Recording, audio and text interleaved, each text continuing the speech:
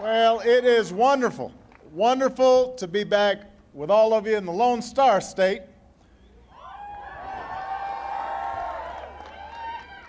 Everything's bigger in Texas. I love you back. Even the welcomes are bigger. So, in appreciation, I wanted to give a big policy speech outside on a really hot day. Those of you who are still wearing your jackets, feel free to take them off. I hope everybody's wearing sunscreen. Now, you say you live here, you don't need it, huh? Well, it is a great honor to be here, and I want to express my appreciation to all of you for taking the time to come out today. Thank you. I appreciate it. Thank you. You know, about a week ago, I delivered a commencement address at Miami-Dade Community College, which is one of the most diverse schools in the nation. The graduates were proud that their class could claim heritage from 181 countries around the world. 181 countries. Many of the students were immigrants themselves, coming to America with little more than the dream of their parents and the clothes on their back. A handful had discovered, only in adolescence or adulthood, that they were undocumented. But they worked hard, and they gave it their all. And so they earned those diplomas. And at the ceremony, 181 flags, one for every nation that was represented, was marched across the stage. And each one was applauded by the graduates and the relatives with ties to those countries. So when the Haitian flag went by, all the Haitian kids, Haitian American kids, shouted out. And when the Guatemalan flag went by, all the kids of Guatemalan heritage shouted out. And when the Ukrainian flag went by, I think one kid shouted out. This was down in Miami. If it had been in Chicago, there would have been more. But then the last flag, the American flag, came into view. And everyone in the room erupted in applause. Everybody cheered.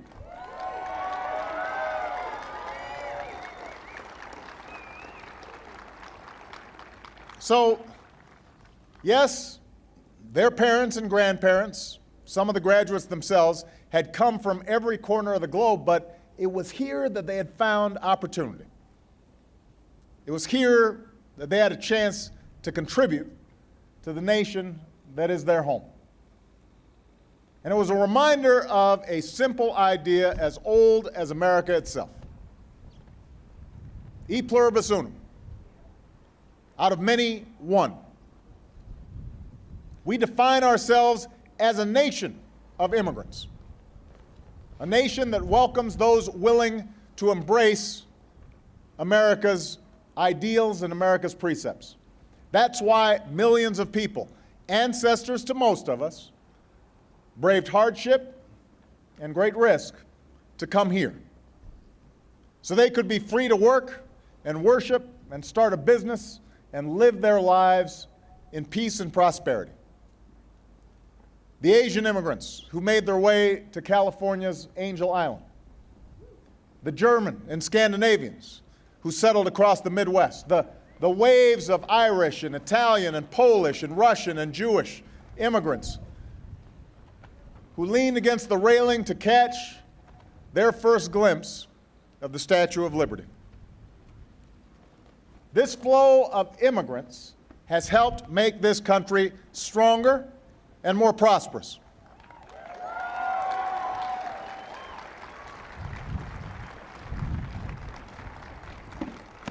We can point to the genius of Einstein, the designs of IMP, the stories of Isaac Asimov, the entire industries that were forged by Andrew Carnegie. And then when I think about immigration, I think about the naturalization ceremonies that we've held at the White House for members of our military. Nothing could be more inspiring. Even though they were not yet citizens, when they joined our military, these men and women signed up to serve. We did one event at the White House, and a young man named Granger Michael from Papua New Guinea, a Marine who had been deployed to Iraq 3 times, was there. And you know what he said about becoming an American citizen? He said, "I might as well. I love this country already." That's all he said. Marines aren't big on speeches. Another was a woman named Perla Ramos, who was born and raised in Mexico and came to the United States shortly after 9/11 and joined the Navy. And she said, "I take pride in our flag and the history we write day by day." That's the promise of this country, that anyone can write the next chapter in our story. It doesn't matter where you come from, doesn't matter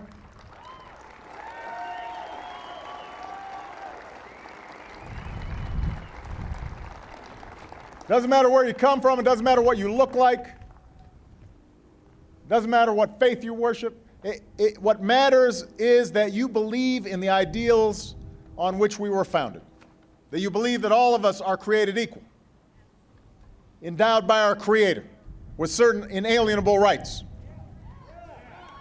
that all of us deserve our freedoms and our pursuit of happiness. In embracing America, you can become American. That is what makes this country great. That enriches all of us.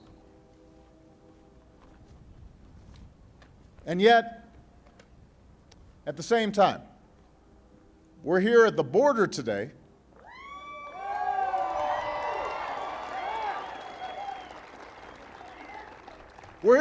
because we also recognize that being a nation of laws goes hand in hand with being a nation of immigrants. This too is our heritage. This too is important. And the truth is, we've often wrestled with the politics of who is and who isn't allowed to come into this country. This debate is not new. At times, there's been fear and resentment directed towards newcomers, especially in hard economic times. And because these issues touch deeply on what we believe, touch deeply on our convictions about who we are as a people, about what it means to be an American, these debates often elicit strong emotions. That's one reason it's been so difficult to reform our broken immigration system.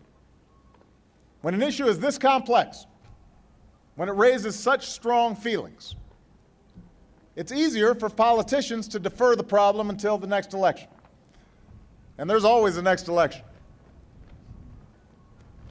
So we've seen a lot of blame and a lot of politics and a lot of ugly rhetoric around immigration.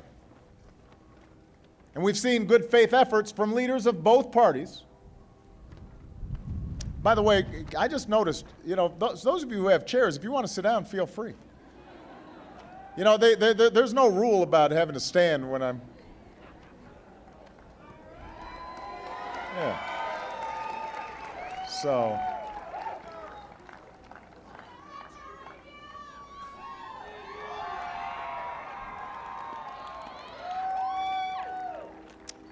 But we've seen leaders of both parties who tried to work on this issue, but then their efforts fell prey to the usual Washington games. And all the while, we've seen the mounting consequences of decades of inaction. Today, there are an estimated 11 million undocumented immigrants here in the United States.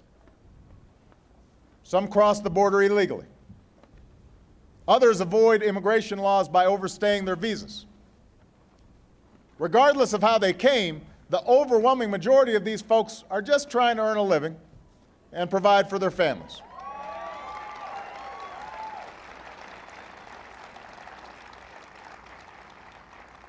But we have to acknowledge they've broken the rules. They've cut in front of the line. And what is also true is that the presence of so many illegal immigrants makes a mockery of all those who are trying to immigrate legally. Also, because undocumented immigrants live in the shadows, where they're vulnerable to unscrupulous businesses that skirt taxes and pay workers less than the minimum wage or cut corners with health and safety laws. This puts companies who follow the rules and Americans who rightly demand the minimum wage or overtime or just a safe place to work, it puts those businesses at a disadvantage. Think about it. Over the past decade, even before the recession hit, middle-class families were struggling to get by as the costs went up for everything from health care to college tuition to groceries to gas. Their incomes didn't go up with those prices. We're seeing it again right now with gas prices. So one way to strengthen the middle class in America is to reform the immigration system so that there's no longer a massive underground economy that exploits a cheap source of labor while depressing wages for everybody else. I want incomes for middle-class families to rise again.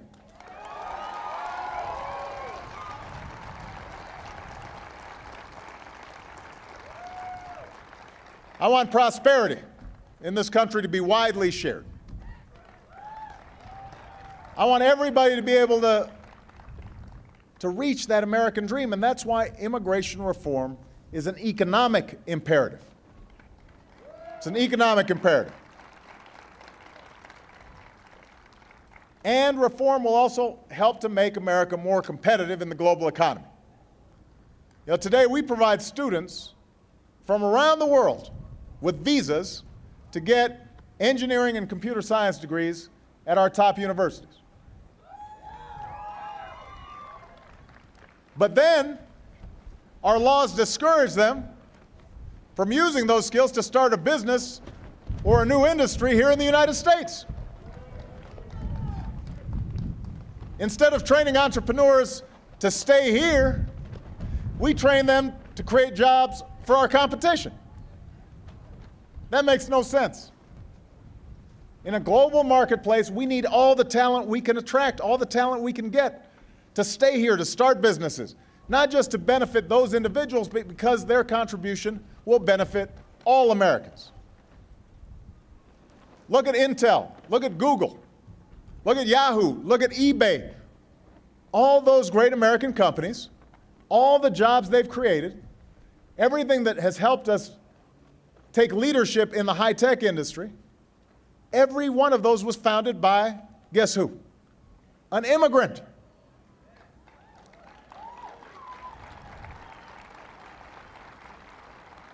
So we don't want the next Intel or the next Google to be created in China or India. We want those companies and jobs to take root here. You know, Bill Gates gets this. He knows a little something about the high-tech industry. He said, the United States will find it far more difficult to maintain its competitive edge if it excludes those who are able and willing to help us compete. So immigration is not just the right thing to do, it's smart for our economy. It's smart for our economy. And it's for this reason that businesses all across America are demanding that Washington finally meet its responsibilities to solve the immigration problem. Everybody recognizes the system's broken. The question is, will we finally summon the political will to do something about it? And that's why we're here at the border today. And I want to say, I am joined today by an outstanding Secretary of the Department of Homeland Security, Janet Napolitano, who's been working tirelessly on this issue.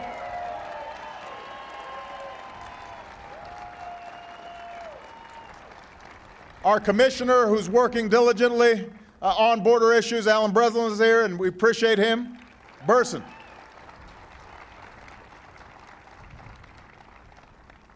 So they're doing outstanding work. And in recent years, among one of the greatest impediments to reform were questions about border security.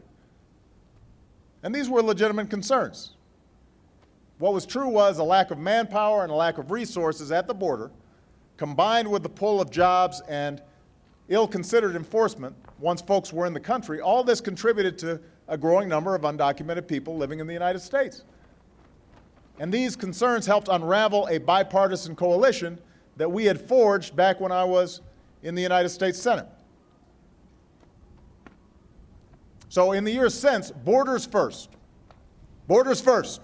That's become the common refrain, even among those who were previously supportive of comprehensive immigration reform.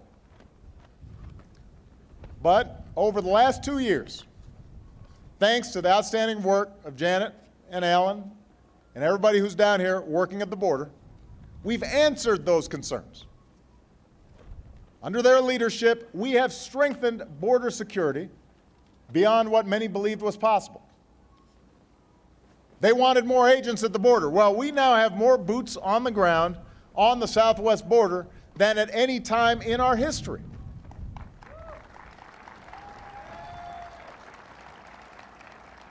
The Border Patrol has 20,000 agents. The Border Patrol has 20,000 agents, more than twice as many as there were in 2004. There's a buildup that began under President Bush and that we've continued. And I had a chance to meet some of these outstanding agents and actually saw some of them on horseback who looked pretty tough. So we put the agents here. Then they wanted a fence. Well, the fence is now basically complete. Then we've gone further. We tripled the number of intelligence analysts working at the border. I've deployed unmanned aerial vehicles to patrol the skies from Texas to California. We have forged a partnership with Mexico to fight the transnational criminal organizations that have affected both of our countries.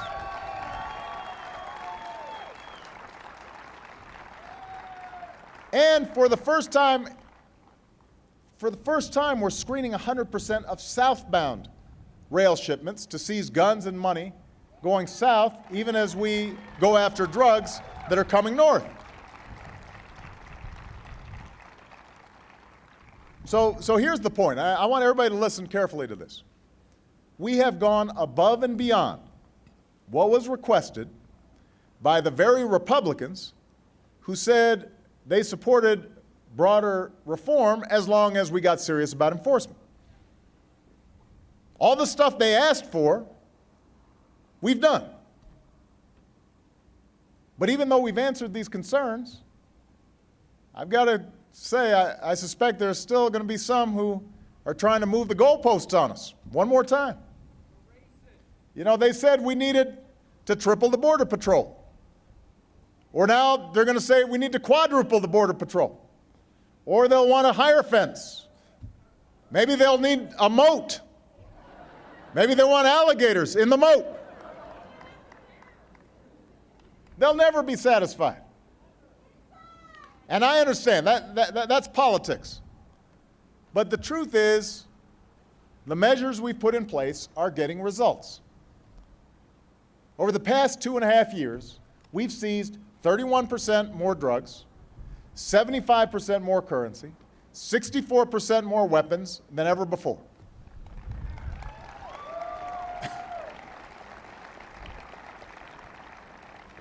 And even as we have stepped up patrols, apprehensions along the border have been cut by nearly 40% from 2 years ago.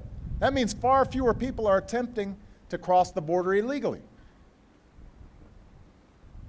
And also, despite a lot of breathless reports that have tagged places like El Paso as dangerous, violent crime in southwest border counties has dropped by a third. El Paso and other cities and towns along this border are consistently among the safest in the nation.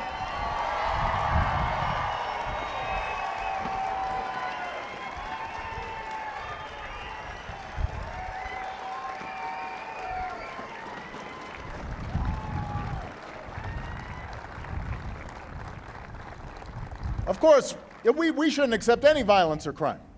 And we've always got more work to do, but this progress is important. And it's not getting reported on. And we're also going beyond the border. Beyond the border, we're going after employers who knowingly exploit people and break the law.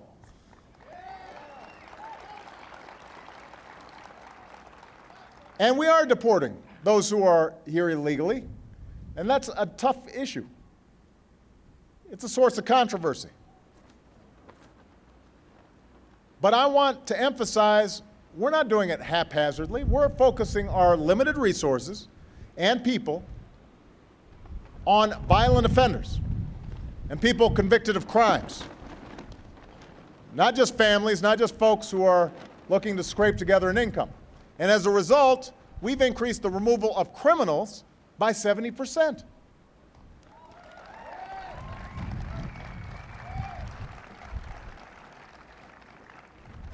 That's not to ignore the real human toll of a broken immigration system. Even as we recognize that enforcing the law is necessary, we don't relish the pain that it causes the lives of people who are just trying to get by and get caught up in the system. And as long as the current laws are on the books, it's not just hardened felons who are subject to removal, but sometimes families who are just trying to earn a living, or bright, eager students, or decent people with the best of intentions. And sometimes when I talk to immigration advocates, they wish I could just bypass Congress and change the law myself. But that's not how democracy works. What we really need to do is to keep up the fight to pass genuine, comprehensive reform. That is the ultimate solution to this problem. That's what I'm committed to doing.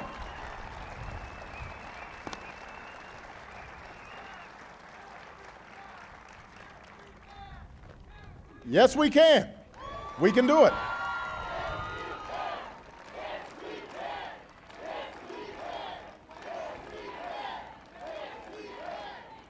The most significant step we can now take to secure the borders is to fix the system as a whole, so that fewer people have the incentive to enter illegally in search of work in the first place.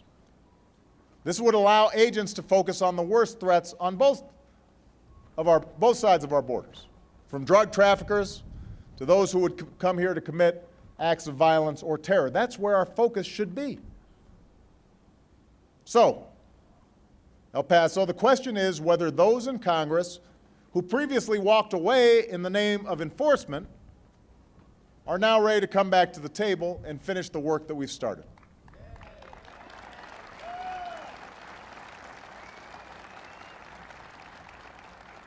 We've got to put the politics aside. And if we do, I'm confident we can find common ground. Washington's lagging behind the country on this. There's already a growing coalition of leaders across America who don't always see eye to eye, but are coming together on this issue. They see the harmful consequences of a broken immigration system for their businesses and for their communities, and they understand why we need to act. There are Democrats and Republicans. People like former Republican Senator Mel Martinez, former Bush administration Homeland Security Secretary Michael Chertoff, leaders like Mayor Michael Bloomberg of New York, evangelical ministers like Leith Anderson and Bill Hybels, police chiefs from across the nation, educators, advocates, labor unions, chambers of commerce, small business owners, Fortune 500 CEOs. One CEO had this to say about reform. American ingenuity is a product of the openness and diversity of this society. Immigrants have made America great as the world leader in business, in science, higher education, and innovation. You know who that leader was? Rupert Murdoch, who owns Fox News and is an immigrant himself. I don't know if you're familiar with Rupert Murdoch's views, but let's just say he doesn't have an Obama sticker on his car. But he agrees with me on this. So there's a consensus around fixing what's broken. And now we need Congress to catch up. Now we need to come together around reform that reflects our values as a nation of laws and a nation of immigrants. reform that demands that everybody take responsibility. So what would comprehensive reform look like? First, we know the government has a threshold responsibility to secure our borders and enforce the law, and that's what Janet and all her folks are doing. That's what they're doing. Second, businesses have to be held accountable if they exploit undocumented workers. Third, those who are here illegally, they have a responsibility as well. So they broke the law, and that means they've got to pay their taxes, they've got to pay a fine, they've got to learn English, and they've got to undergo background checks and a lengthy process before they get in line for legalization. That's not too much to ask.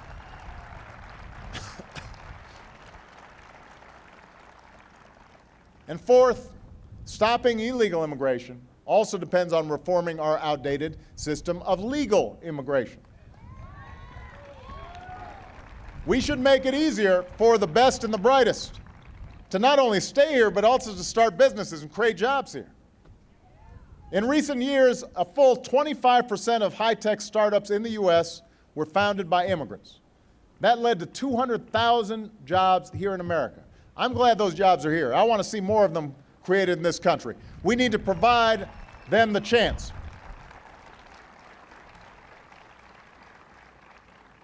We need to provide our farms a legal way to hire workers that they rely on, and a path for those workers to earn legal status.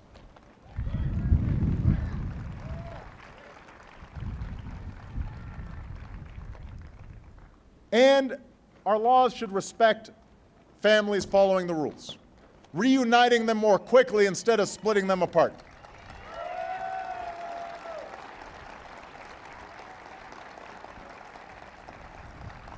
Today, the immigration system not only tolerates those who break the rules, but it punishes folks who follow the rules.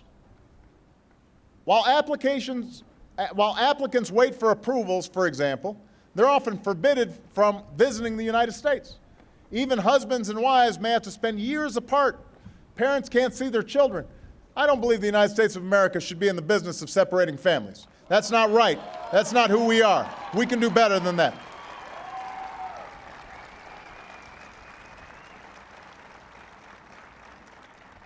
And we should stop punishing innocent young people for the actions of their parents.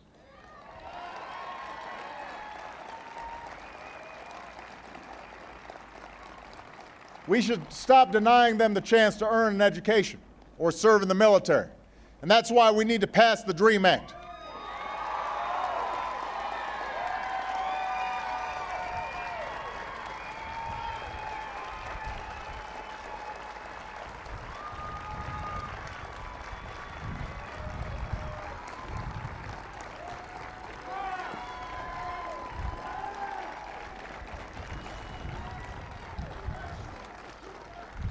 Now, we passed the DREAM Act through the House last year when Democrats were in control.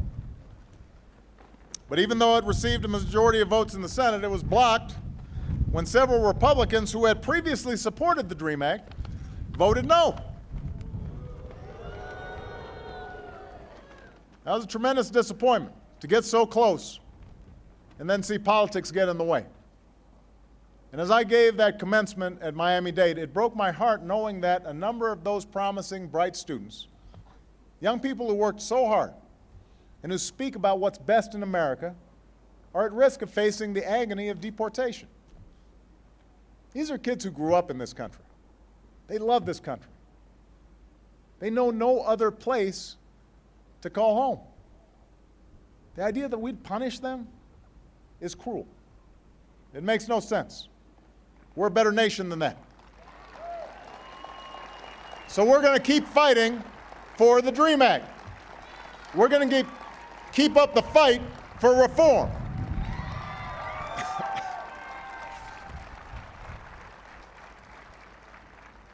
And that's where you come in. I'm going to do my part to lead a constructive and civil debate on these issues. And we've already had a series of meetings about this at the White House in recent weeks. We've got leaders here and around the country helping to move the debate forward. But this change ultimately has to be driven by you, the American people.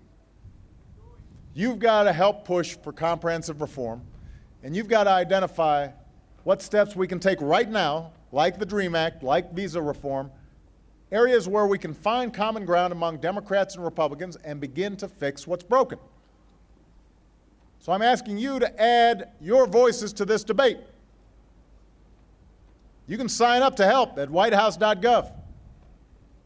We need Washington to know that there's a movement for reform that's gathering strength from coast to coast. That's how we'll get this done. That's how we can ensure that in the years ahead, we are welcoming the talents of all who can contribute to this country, and that we're living up to the basic American idea that you can make it here if you try.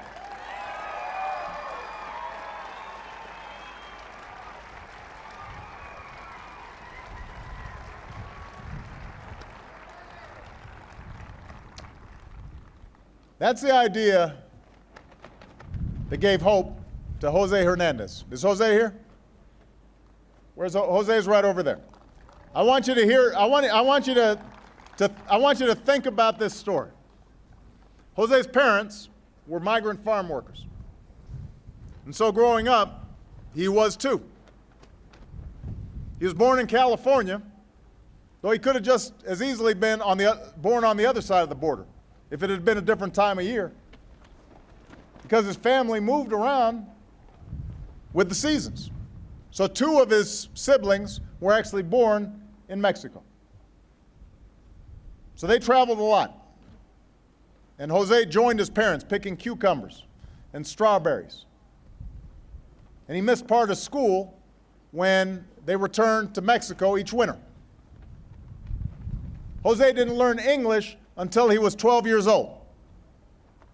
But you know what? Jose was good at math, and he liked math. And the nice thing is that math was the same in every school. And it's the same in Spanish as it is in English. So Jose studied, and he studied hard. And one day, he's standing in the fields collecting sugar beets, and he heard on a transistor radio that a man named Franklin Chang Diaz, a man with a surname like his, was going to be an astronaut for NASA. So Jose decided, right there in the field, he decided, well, I can be an astronaut too. So Jose kept on studying, and he graduated high school, and he kept on studying, and he earned an engineering degree. And he kept on studying, and he earned a graduate degree. And he kept on working hard, and he ended up at a national laboratory, helping to develop a new kind of digital medical imaging system. And a few years later, he found himself more than 100 miles above the surface of the Earth, staring out of the window of the shuttle Discovery. And he was remembering the boy in the California fields with that crazy dream that in America, everything's possible.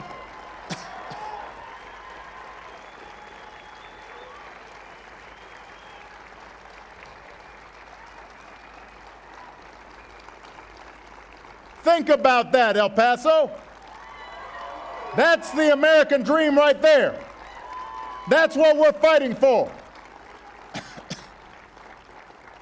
We are fighting for every boy and every girl like Jose with a dream and potential that's just waiting to be tapped. We are fighting to unlock that promise. And all that holds not just for their futures, but for America's future. That's why we're going to get this done.